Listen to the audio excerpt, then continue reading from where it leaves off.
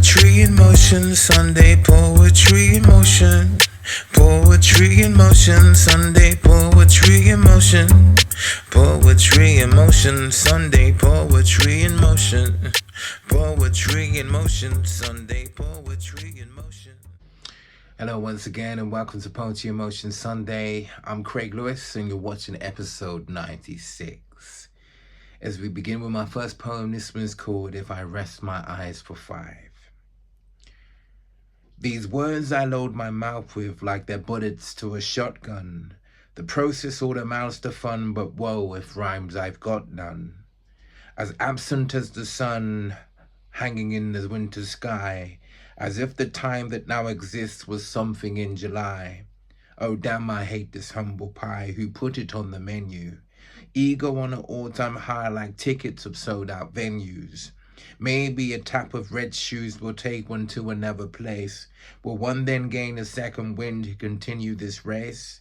I'm moving slower than a marathon, resting with my arrogance in sumo style and pursue no smile in the process. Bags swarming under eyes to clarify there's no rest for the wicked. But still I attempt with all my might to make these pictures vivid. With the richness of my lyrics, I try sipping on these spirits from a pretty bottle, curved as a model so curvaceous.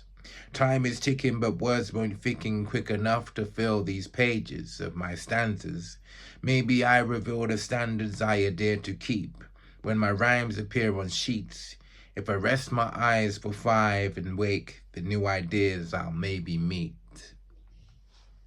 And moving on to my second poem, this one's called Traumas from Her Distant Darkened Past. From the moment that she wakes, her eyes behold another face. Her heart's gripped by the same emotions that once existed in different places, with a myriad of faces.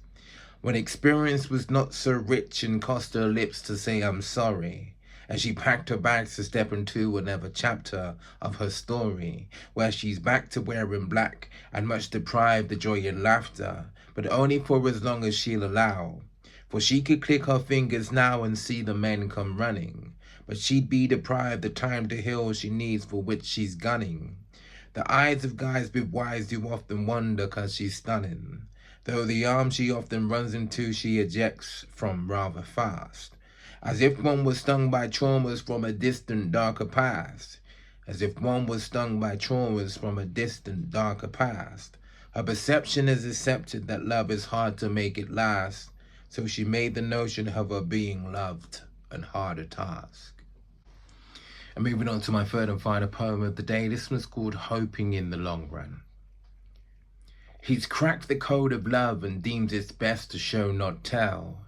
But with the girl that would rather be told, it may not sit so well.